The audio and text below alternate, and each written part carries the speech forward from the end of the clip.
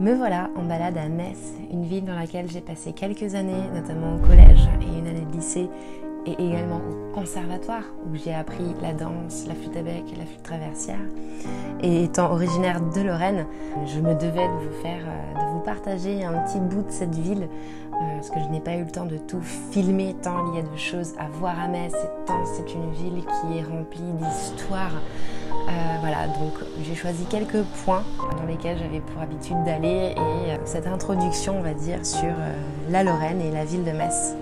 Et donc pour commencer cette vidéo, je voulais vous emmener au plan d'eau.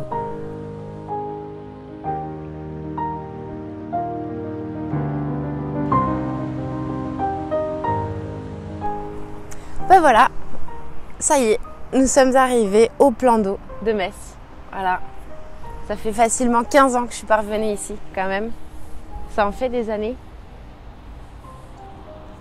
En plus, on a de la chance, nous avons de la compagnie des cygnes qui sont là depuis toujours aussi, avec les petits bébés, j'ai l'impression qu'il y a derrière.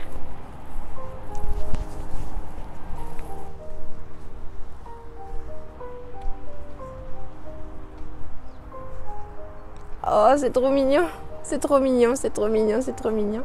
Et en plus, on a un temps superbe, donc pour la saison, franchement, c'est plutôt pas mal. Parce qu'on est quoi? On est le 19 juillet. 19 juillet, grand soleil, quoi, 8h30, 9h du matin. Ces journées-là sont un petit peu rares dans le coin, donc il faut en profiter. Normalement, on verra pas très loin, on devrait voir la cathédrale de Metz. Déjà là-bas, on voit déjà des bâtisses typiques de Metz.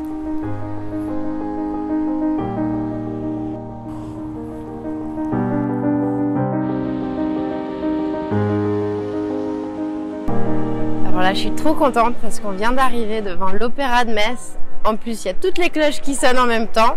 C'est magique. Tous les ans, ils refont un petit peu des espaces verts, des fleurs, des arbres. C'est très sympa.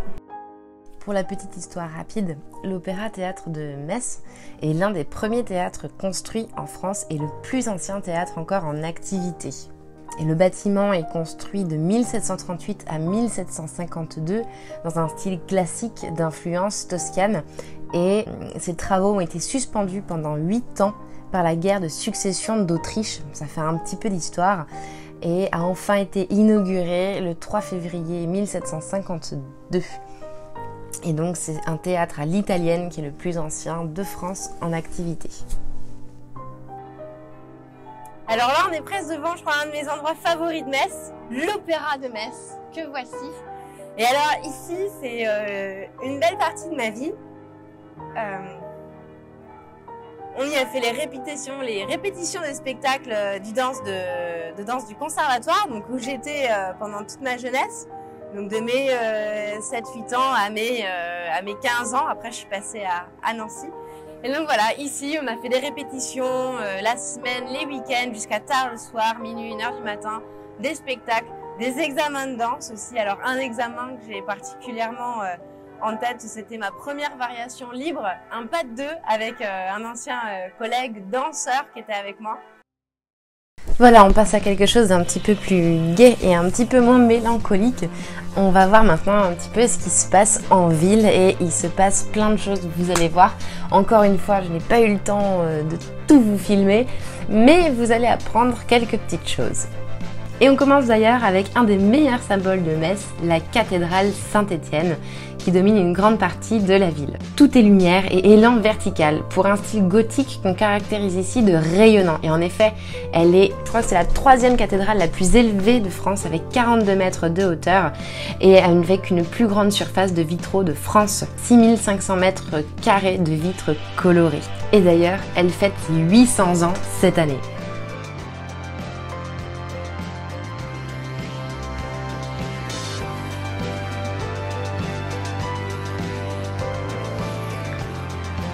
Alors là, on se trouve donc sous les arcades de Metz, donc qui abordent la place Saint-Louis, qui date de l'époque médiévale et donc qui est vraiment juste à côté de l'hypercentre de Metz. Et voilà, donc c'est des arcades et une place emblématique de l'époque. Et donc il y a à peu près une 60aine d'arcades ici, donc qui abritent des commerçants, des petits restaurants. Enfin, c'est très sympa d'aller s'y balader. Et surtout, en plus, quand il fait beau comme aujourd'hui en été, bah, c'est vraiment encore plus agréable parce que ben voilà, on peut déjeuner, boire un coup en terrasse. Et donc voilà, tout ce qu'il faut pour passer un bon petit moment. Et surtout à cette époque de l'année, juillet, août, où il n'y a personne, tout le monde descend dans le 06 justement sur la Côte d'Azur, là au moins on est vraiment tranquille. Voilà, donc là on se trouve rue Taizon à Metz, donc c'est une des rues les plus connues. Pourquoi? Parce qu'il y a le dragon qui est juste ici. Donc il y a toute une légende, une histoire qui en plus nourrit Metz depuis des années. Sachez que vous trouverez partout par terre dans Metz des flèches gravées qui vous amèneront directement jusqu'au dragon. Donc c'est la légende. On disait qu'au IIIe siècle, un dragon vivait dans l'amphithéâtre de Metz et il planait sur cette ville comme un oiseau de malheur sevant l'épouvante et la terreur.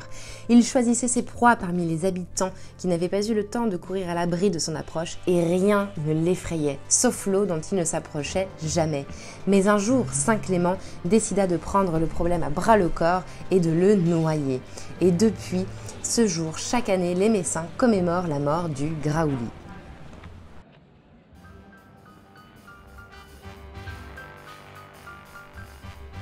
Et à ne pas oublier non plus en Lorraine, la gastronomie avec les quiches, la mirabelle, les bibeleskes, etc.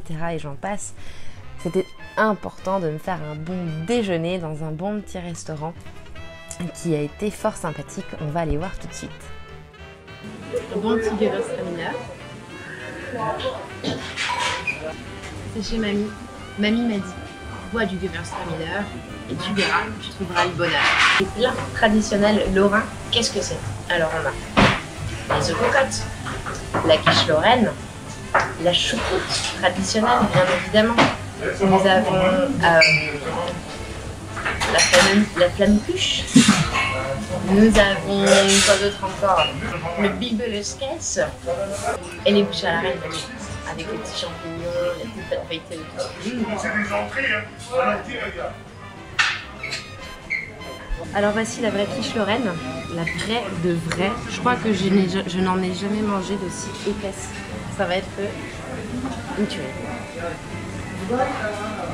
Voilà, j'ai reçu mon bibeleskes. Donc les pommes de terre rôties avec du fromage blanc ou du fuseau, le fuseau lorrain. Et ici donc nous avons un jambon rôti. Pareil, là, typiquement lorrain. Ce sera tout pour cette vidéo découverte de Metz. J'attends vos commentaires et aussi abonnez-vous car d'autres vidéos vont arriver. Voilà, sur ce, je vous dis à la prochaine et prenez soin de vous.